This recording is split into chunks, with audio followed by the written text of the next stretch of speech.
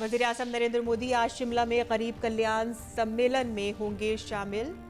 मरकजी हुकूमत के मुख्तलिफ मंसूबों के मुस्तफिदीन से करेंगे बातचीत। वज़ीर-ए-आज़म 21,000 करोड़ से जायद रकम की किसान सम्मान निधि की 11वीं किस्त करेंगे जारी।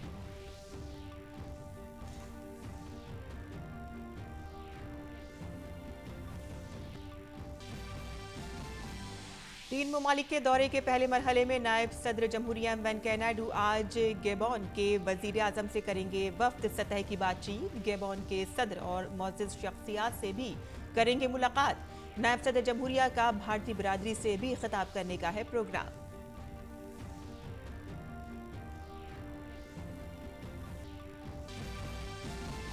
जम्मू कश्मीर के अवंतीपोरा में सलामती दस्तों और दहशतगर्दों के दरमियान तसादुम जारी। 2 दहशतगर्द हलाक। दहशतगर्दों के पास से 2 AK-47 राइफल समेत मुतादिद काबिल एतराज मवाद बरामद।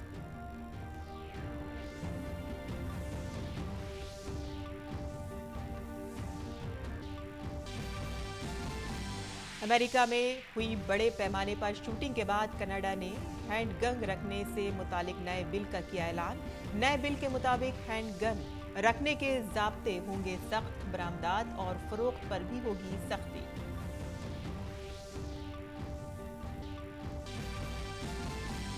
एशिया कप हॉकी में सुपर 4 के आखिरी मुकाबले में आज भारत जनूबी कोरिया होंगे आमने सामने। मुकाबले में जीत के साथ फाइनल में पहुंचने के इरादे से मैदान में उतरेगी भारतीय टीम।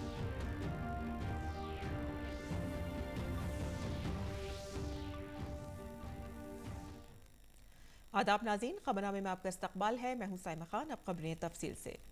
वज़ीर-ए-आज़म नरेंद्र मोदी आज हिमाचल प्रदेश के शिमला में गरीब कल्याण सम्मेलन में हिस्सा लेंगे।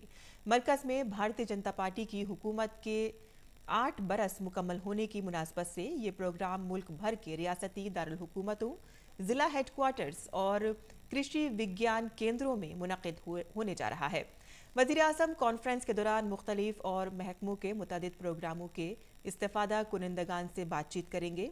इस मौके पर वज़ीर-ए-आज़म नरेंद्र मोदी प्रधानमंत्री किसान सम्मान निधि योजना की 11वीं किस्त भी जारी करेंगे और इसके साथ ही तकरीबन 21,000 करोड़ रुपए की रकम 10 करोड़ से ज़्यादा किसान खानदानों के खातों में मुंतकिल हो जाएगी।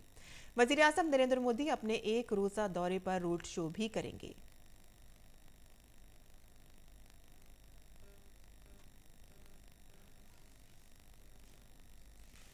नायब सदर जमहूरिया वेंकैया नायडू आज गैबॉन के वज़ीर-ए-आज़म के साथ वफ्द सतह की बातचीत करेंगे।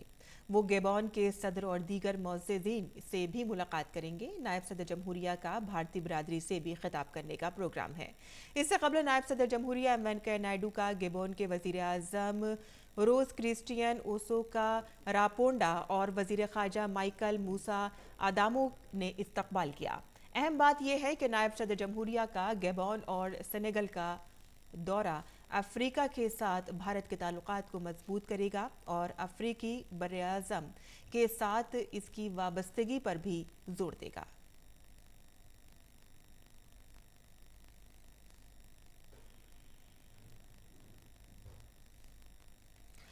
नायब सदर जमहूरिया के दौरे के दौरान भारतीय बिरादरी के ने उनका खैर मकदम किया। हमारी नामा निगार आंचल गुलाटी ने इस मौके पर भारतीय कम्युनिटी के लोगों के साथ बातचीत की। इस वक्त हम मौजूद हैं लिब्रेविल गैबन में, जहां पर उपराष्ट्रपति का पहला उच्च स्तरीय दौरा है। ये 3 देशों का दौरा है और पहले चरण में वो पहुंचे हैं गैबन। और यहाँ पर जो भारतीय समुदाय है वो उत्साहित है, प्रफुल्लित है, हर्षोल्लासित है। किस तरह से आप देखते हैं उपराष्ट्रपति जी की ये जो पहली उच्च स्तरीय हम कह सकते हैं यात्रा है गैबन के लिए, और गैबन के लोग क्या महसूस करते हैं? हम गैबन के लोग बहुत ही खुश हैं, बहुत ही उत्साह है हम सब में कि हमारे उपराष्ट्रपति हमसे यहाँ पर गैबन में उनका विज़िट है। आगे हमारे लिए क्या उपलब्धियाँ, सुविधाएं और क्या उनका बायलैटरल मूवमेंट होगा with Gabon, we are looking forward to it. बिल्कुल। और सबसे अहम हम आपको दिखाते हैं, सबसे यंगेस्ट वेलकमर हमारे साथ यहाँ पर मौजूद है। छोटा सा बच्चा है जो यहाँ पर उन्होंने उपराष्ट्रपति जी का वेलकम किया। क्या नाम है बेटा आपका? कैसा लग रहा है आपको कि आपने यहाँ पर उनका वेलकम किया, पहली बार उपराष्ट्रपति जी यहाँ पर आए हैं? हम बहुत खुश हैं, गैबोन के सभी लोग बहुत बहुत खुश हैं। अगर आप विदेश में रहते हैं और कोई भी भारतीय आपकी सरजमी पर आए तो बहुत खुशी होती है, तो किस तरह से अपने शब्दों में इसका व्याख्यान करें? उपराष्ट्रपति जी का यहाँ आना हमारे लिए ऐसी बात है कि अपनापन तो महसूस होता ही है। देखिए, कोई भी इंडियन हो, जब हम किसी नॉर्मल इंडियन से भी मिलते तो हमें बहुत अपनापन फील होता है। तो वो तो हमारी एक तरीके से बोल दीजिए हमारी कंट्री की आइडेंटिटी है, तो हम लोग बहुत खुश हैं। हमारे साथ एक और महिला मौजूद है। किस तरह से मैम देखती हैं, और खास तौर पर मैम देख रहे हैं कि इंडियन कम्युनिटी यहाँ पर भले ही कम है लेकिन जोश कम नहीं है। बिल्कुल, झंडा ऊंचा रहे हमारा, बस मैं यही बोलूँगी, और सारे देश में झंडा अपना ऊंचा ही रहेगा और अपने को करना ही है। बिल्कुल, और यही इंडियन कम्युनिटी ने अभी फिलहाल स्वागत किया है, औपचारिक जो यहाँ होटल में स्वागत किया है। हालांकि जो कम्युनिटी रिसेप्शन है वो कल दिया जाएगा। With camera person Pramod Negi, Libreville, Gabon, Aanchal Gulati Gumber, DD News और डीडी इंडिया के लिए। और उड़ीसा, केरल और उत्तराखंड के 3 असेंबली हलकों में आज ज़िमनी इंतखाबात के लिए वोटिंग जारी है। उड़ीसा में बजरंग नगर, केरल की तरीकाराकारा सीट और उत्तराखंड में चंपावत असेंबली सीट के लिए आज वोटिंग जारी है। वोटों की गिनती 3 जून को होगी। उत्तराखंड के वजीर आला पुष्कर सिंह धामी चंपावत असेंबली सीट से इंतखाबी मैदान में हैं, जबकि कांग्रेस की उम्मीदवार निर्मला उनके खिलाफ इलेक्शन लड़ रही हैं। दोनों रहनुमाओं के दरमियान अहम मुकाबला है।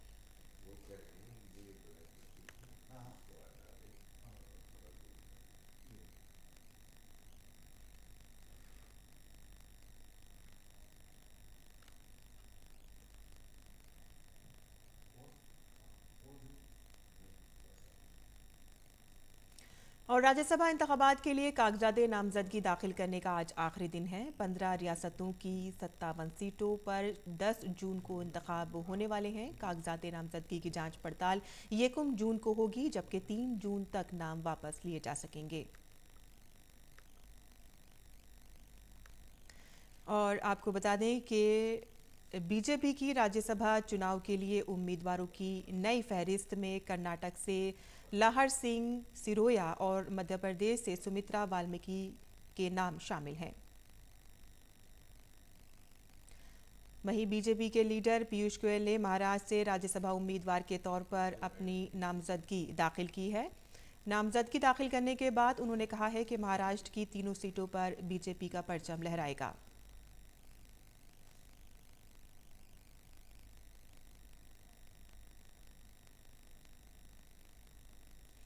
वहीं राज्यसभा इंतखाबात के लिए जेडीयू के उम्मीदवार खीरू महतो ने कल अपनी कागजात नामजदगी का पर्चा दाखिल किया। बिहार विधानसभा में बीजेपी की तरफ से सतीश चंद्र दुबे और शंभू शरण पटेल और जेडीयू की लीडर के तौर पर खीरू महतो ने कल अपना नामजदगी अपनी दाखिल की है, लेकिन कागजातों की कमी की वजह से बीजेपी के दोनों उम्मीदवार अपने कागजात नामजदगी दाखिल नहीं कर सके।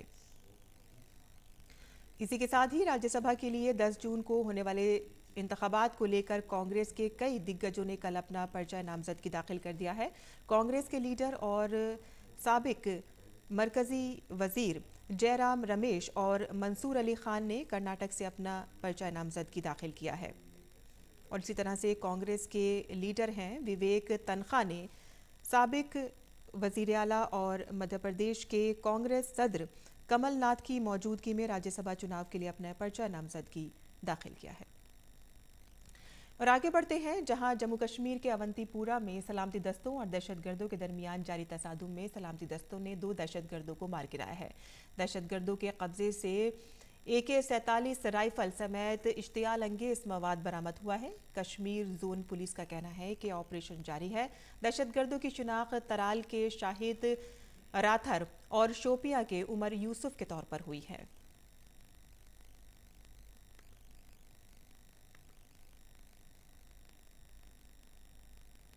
और साफ सुथरी सियासत का ढोल पीटने वाली आम आदमी पार्टी के लीडर मुसलसल बदउनवानी के मामलात में फंसते जा रहे हैं।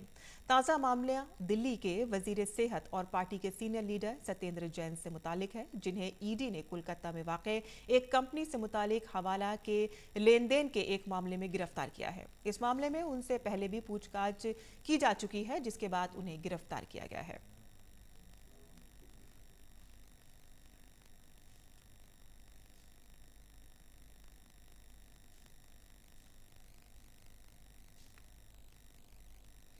और आपको बता दें कि इससे पहले इन्फोर्समेंट डायरेक्टोरेट ने मनी लॉन्ड्रिंग की तहकीकात के सिलसिले में सत्येंद्र जैन के अहल खाना और उनकी कंपनियों की 4 करोड़ 81 लाख रुपए की जायदादें जब्त की थी।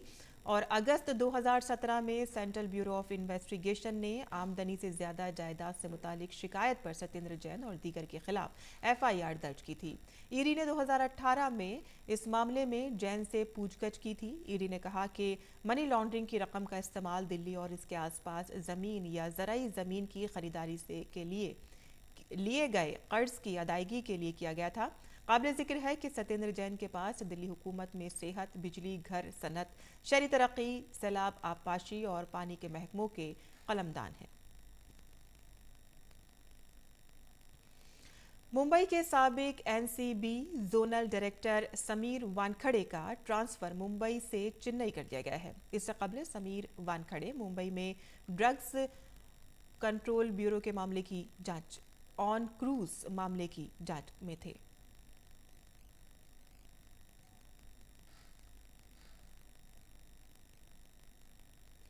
उत्तर प्रदेश के नोएडा के सेक्टर 7 में आज सुबह एक प्लास्टिक फैक्ट्री में आग लग गई। आग लगने की इत्तला मिलते ही फायर ब्रिगेड की 6 टीमें मौके पर पहुंच गईं। मौके पर मौजूद फायर ब्रिगेड का अमला आग बुझाने की कोशिश कर रहा है, ताहम आग लगने से किसी जानी नुकसान की इत्तला नहीं है।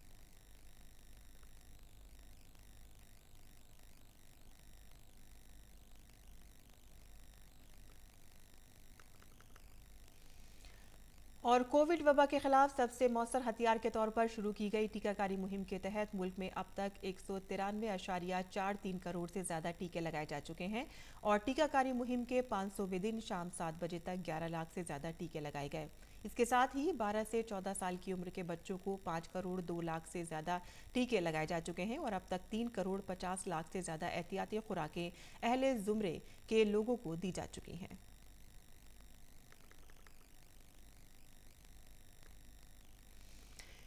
एविएशन रेगुलेटरी DGCA ने एक एयर ट्रैफिक कंट्रोलर को 3 माह के लिए मुअत्तल कर दिया है और उसने 7 जनवरी को बेंगलुरु हवाई अड्डे पर इंडिगो की 2 परवाजों की बेवक्त रवानगी को मंजूरी दे दी थी, जिसकी वजह से ये तैयारा टेक ऑफ के फौरन बाद ही एक दूसरे के बहुत करीब आ गए।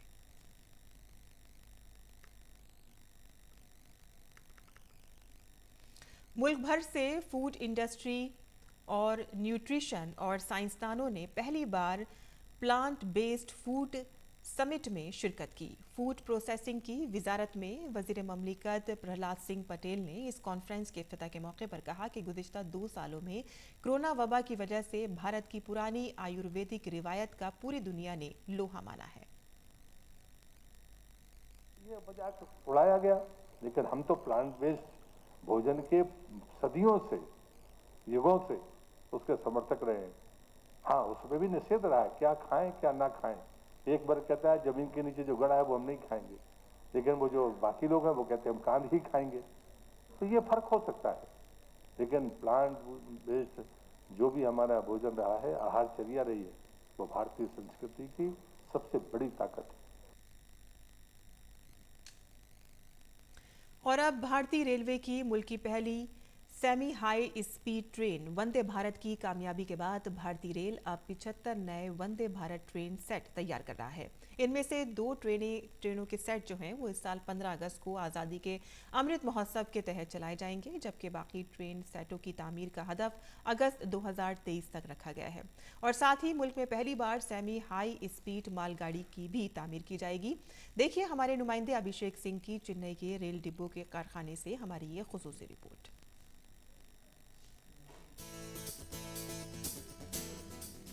मेक इन इंडिया के तहत बना मुल्क का पहला semi high speed train set Vande Bharat Delhi से कटरा और दिल्ली से वाराणसी के बीच चल रहा है। इस ट्रेन सेट की कामयाबी को देखते हुए वंदे भारत ट्रेन की और भी जदीद, मुसाफिरों की सहूलियात से मुकम्मल, महफूज और तेज रफ्तार वाली 75 वंदे भारत रेलगाड़ी की तामीर करने का फैसला किया गया है, जिसमें से 2 वंदे भारत ट्रेन का तोहफा मुसाफिरों को इसी साल अगस्त तक मिल जाएगा।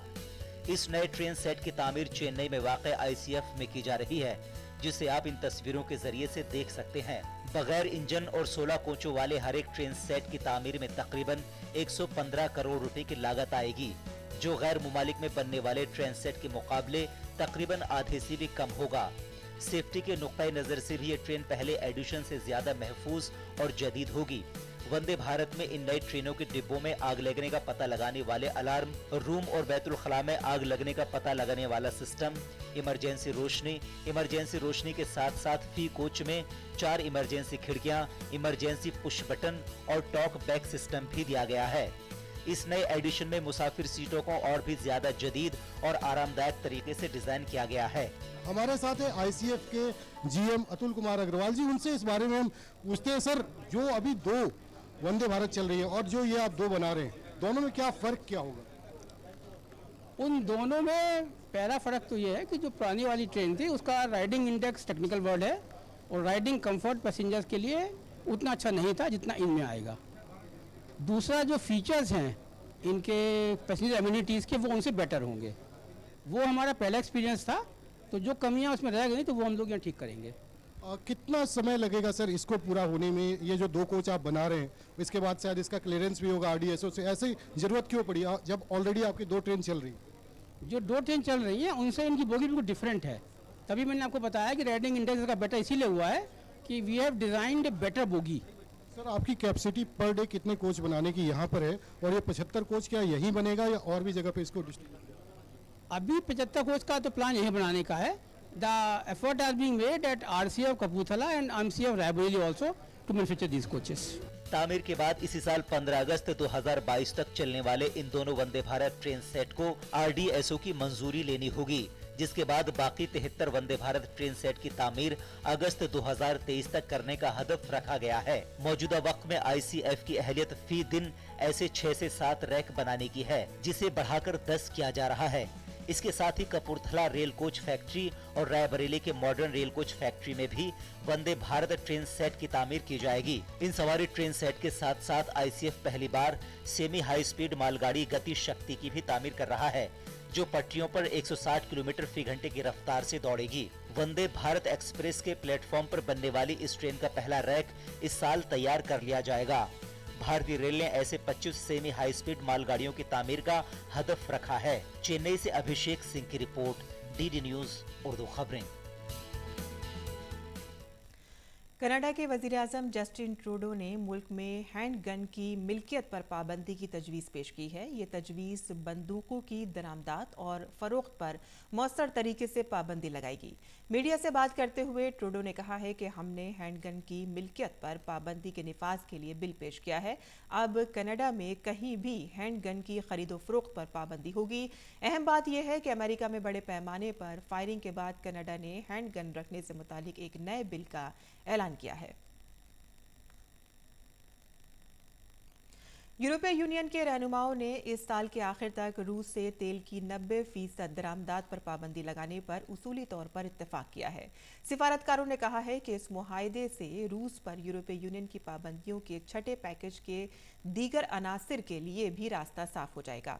रूस के खिलाफ पाबंदियों का छठा पैकेज 4 मई को तजवीज़ किया गया था। इनमें तमाम रूसी तेल, समंदरी और पाइपलाइन, खाम और रिफाइंड तेल की दरामदात पर मुकम्मल पाबंदी शामिल है।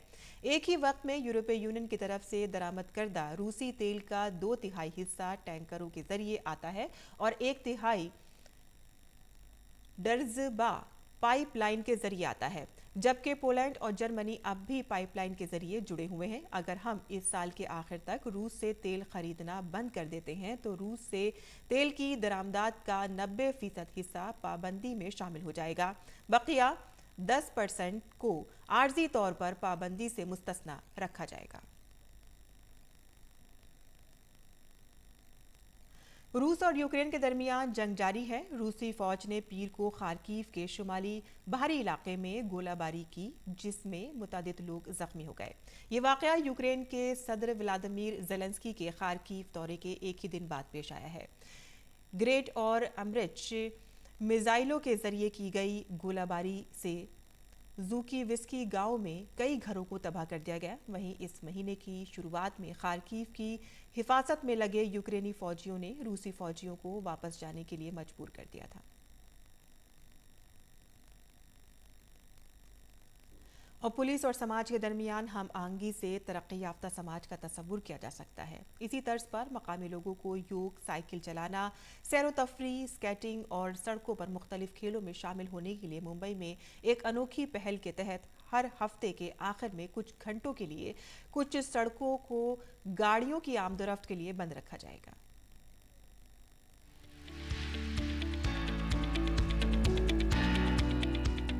मुंबई पुलिस की एक अनोखी पहल संडे स्ट्रीट शहर में शुरू की गई है ताकि हर हफ्ते के आखिर में कुछ घंटों के लिए कुछ सड़कों पर गाड़ियों की आमद-ओ-रफ्त को बंद रखा जा सके। इस पहल का मकसद शहरियों को आराम से सेहत और तफरीही सरगर्मियों का लुत्फ देने के लिए अपने घरों से बाहर निकलने की तहरीक देना है। लोग अपने बच्चों और अपने अहबाब के साथ तफरी के लिए अपने घरों से बाहर निकलते हैं, सड़कों पर योग करते हैं, साइकिल चलाते हैं, स्केटिंग करते हैं और सेहत के लिए फायदेमंद सरगर्मियों का लुत्फ लेते हैं। ये संडे स्ट्रीट तो बहुत अच्छा लगता है क्योंकि बच्चों को कुछ नया सीखने मिलता है, कुछ आती है, उसको तो पहले स्केटिंग आता नहीं था पर यहाँ देख देख के वो ना अब एक्साइटेड है, कुछ करेंगे हम, अच्छा लगा, उसको अच्छा लगता है संडे को। ये भी ठीक है, आते आते आदमियों को आ रहे हैं पर अच्छा एवरी है तो थोड़ा पब्लिक को, बच्चे लोग को थोड़ा मिलता है तो be free of playing here without any disturbance and police बंदोबस्त very good, very good. Mumbai के शहरियों के लिए जहनी सुकून का माहौल बनाने और कुछ वक्त के लिए तेज रफ्तार वाले शहर में शहरियों को सड़कों पर वापस लाने के लिए पुलिस कमिश्नर संजय पांडे के जरिए इस तस्वुर को पेश किया गया है। इसके लिए Marine Drive, Bandra Carter Road, Goregaon, DN Nagar Lokhandwala, Bank Road, Mulund Tansa pipeline, Vikhroli Eastern Express Highway, Chembur Chimney Garden, Kandivali में ठाकुर गांव, IC कॉलोनी में दहिसर, ग्रीन गार्डन और पेट पार्क इलाके को सुबह 6 बजे से 10 बजे तक गाड़ियों की आमद-ओ-रफ्त के लिए बंद कर दिया जाता है। मुंबई वालों को कोई परेशानी न हो इसलिए पुलिस ने इस दौरान मुतबादिल रास्तों पर ट्रैफिक की सहूलत का इंतजाम किया है।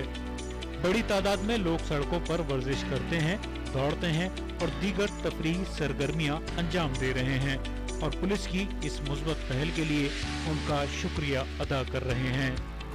बहुत ही अच्छा इनिशिएटिव है। शहर में कितने कम मैदान है, प्लेग्राउंड है, तो अगर पूरा शहरी प्लेग्राउंड बन गया तो इससे बेहतर बात क्या हो सकती है। तो शुक्रिया है मुंबई पुलिस का। तो पूना में वहाँ पे काफ़ी बार ऐसे प्रोग्राम्स हुए हैं और आई कोविड के बाद ये प्रोग्राम वापस आना बहुत ही ज़्यादा ज़रूरी था कि बच्चे 2 साल से कभी बाहर नहीं निकले थे, कोई सोशल स्किल्स ही डेवलप कर पाए, बाहर नहीं खेल पाए। तो ये इनिशिएटिव की तो बहुत ही ज़्यादा महत्व रखता है अभी कोविड के बाद तो खासकर। बहुत सीनियर सिटीजन उनको जाके मिले कि हमें सुबह के एंजॉय करें, तो उन लोग के लिए उपक्रम दिया है साहब ने। सुबह हम लोग आते हैं बंदोबस्त उनके लिए 5-6 बजे, हम 6 बजे स्टार्ट होता है प्रोग्राम, 5 बजे हम लोग अलर्ट होते हैं। एक साइड में ट्रैफिक डिवाइड करते हैं, एक साइड में उन लोग को एंजॉय करें। लोग एंजॉय कर रहे हैं, साइकिलिंग, वॉकिंग, फिटनेस के लिए जब एक्सरसाइज है वो सब चल रहे हैं बस। इसके लिए कई पब्लिक और प्राइवेट शोबे की कंपनियों और माहिरीन ने अपना ताउन दिया है। इस तरह के प्रोग्राम मुकामी लोगों और पुलिस के दरमियान के फासले को कम करके उनमें अपनेपन का जज्बा पैदा करने का काम करेंगे, तो वहीं दूसरी तरफ अवामी मकामात को मजीद महफूज और सहूलतों से आरास्ता करने के लिए ताकतवर हथियार के तौर पर भी काम कर सकते हैं। मुंबई से सुरेश काले के साथ तबस्सुम मलिक की रिपोर्ट, DD न्यूज उर्दू खबरें। और इंडोनेशिया के शहर जकार्ता में खेले जा रहे हॉकी एशिया कप के सुपर 4 के आखिरी मैच में आज भारत का मुकाबला जनूबी कोरिया से होगा।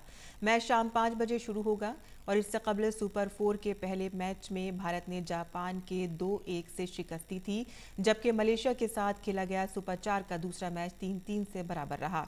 आज खेले जाने वाले सुपर 4 मरहले के आखिरी मैच में जनूबी कोरिया को शिकस्त देने के बाद भारतीय टीम एशिया कप मर्दों के हॉकी टूर्नामेंट के फाइनल में जगह बनाने की कोशिश करेगी। टोक्यो ओलंपिक में हिस्सा ले चुके मुरली श्रीशंकर ने यूनान में वेनेजुएला चानिया 2022 एथलेटिक्स मीट के लॉन्ग जंप इवेंट में अपना दूसरा सोने का तमगा जीतने में कामयाबी हासिल की है। उन्होंने इस कामयाबी के लिए 7.95 मीटर का फासला तय किया है। इस इवेंट में फ्रांस के जुलिस पोमेरी ने चांदी और अरुण कोंतने ने कांसे का तमगा हासिल किया है। केरल से ताल्लुक रखने वाले 23 साला एथलीट ने गुज़िश्ता माह 8.36 मीटर का कौमी रिकॉर्ड बनाया था। श्री शंकर ने इससे कबल यूनान के कलीथा में मुनाकिद 12वें बैनुल-अक़वामी जंपिंग मीटिंग में भी 8.31 मीटर के साथ सोने का तमगा जीता था। और अब बात करते हैं फ्रेंच ओपन की, जहां फ्रेंच ओपन में भारत के रोहन बोपन्ना और उनके डच जोड़ी दार माते मेडलकूप ने लॉयड क्लास पूल और हैरी हेली युवारा की जोड़ी को हराकर सेमीफाइनल में जगह बना ली है। क्वार्टर फाइनल में बोपन्ना और मेडलकूप ने ब्रिटिश और फिनलैंड की जोड़ी के खिलाफ 4-6, 6-4 और 7-6 से जीत हासिल की। वहीं आपको बता दें कि मर्दों के सिंगल मुकाबले में US open champion Daniel Medvedev ने 20वीं सीड याफ्ता मेरिन सिल्क के हाथों हार का सामना करना पड़ा है। 1 घंटे 45 मिनट तक चले मुकाबले में सिल्क ने मेदवेदेव को 6-2, 6-3, 6-2 से हरा दिया। और फ्रेंच ओपन के मर्दों के ही एक और सिंगल मुकाबले के चौथे दौर में ग्रीस के स्टीफनेसो सिटसिपास को हराकर उनको सामना करना पड़ा है। सिटसिपास को डेनमार्क के हॉलगर रून ने 7-5, 3-6, 6-3, 6-4 के फर्क से शिकस्त देकर क्वार्टर फाइनल में जगह बना ली है।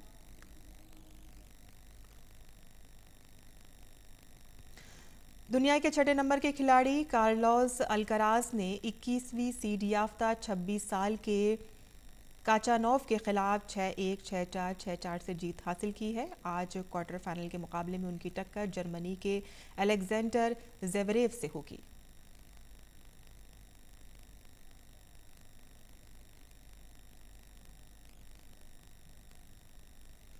और पेश है दिल्ली से शाये उर्दू अखबारात का मुख्तसर जायजा।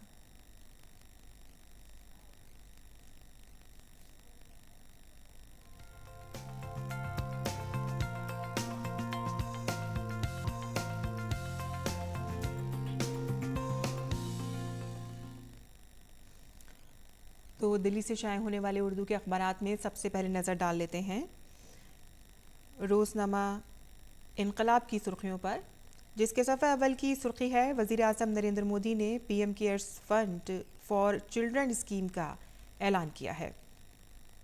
ये खबर पहले सफ़े पर शाया हुई है। इसके अलावा जो खबर इसमें शाया हुई है, आइन के पेश अल्फाज से कोई छेड़छाड़ नहीं होगी, ये खबर इसमें शाया हुई है, जिसमें बीजेपी के सदर दफ्तर में सहाफ़ियों से गैर रस्मी गुफ्तगू करते हुए वज़ीर दाखिला अमित शाह ने ये बात कही है कि आइन के पेश लफ्ज़ में कोई छेड़छाड़ नहीं होगी। आज़मीन के लिए आपको बता दें कि 72 घंटे पहले हज हाउस पहुंचना लाजमी होगा। वाज़ेह रहे कि हज 2022 की शुरुआत होने वाली है और उसके ज़वाबित यहाँ पे तय किए जा रहे हैं, जिसमें आज़मीन के लिए 72 घंटे पहले हज हाउस पहुँचना लाजमी करार दिया गया है। इसके अलावा सहारा से जो खबरें इसमें शाया हुई हैं, वहाँ आपको बता दें कि सिविल सर्विस इम्तिहान के नताइज का ऐलान हो गया है और श्रुति शर्मा टॉपर यहाँ पर आई हैं। इसके अलावा ब्राज़ील में तूफ़ानी बारिश और लैंडस्लाइडिंग से तबाही है, यहाँ पर 79 हलाकतें हुई हैं इसकी वजह से। इसके अलावा यहाँ आपको बता दें कि हमारा समाज से जो खबरें इसमें ली हैं हमने, बीजेपी कांग्रेस ने जारी की उम्मीदवारों की फहरिस्त। और दूसरी खबर है कि दिल्ली में आंधी और तूफ़ानी बारिश यहाँ पर देखी गई है। पूरी दिल्ली एनसीआर में बारिश और आंधी तूफ़ान की वजह से काफ़ी मुश्किलात का सामना यहाँ पर लोगों को कल करना पड़ा और काफ़ी पेड़ भी यहाँ पर उखड़ गए और ट्रैफिक भी काफ़ी जाम रहा। और इसी के साथ ही हमारा खबरनामा यहीं पर इख्तिताम पसीर होता है। हमारी पूरी टीम को दें इजाज़त। आदाब।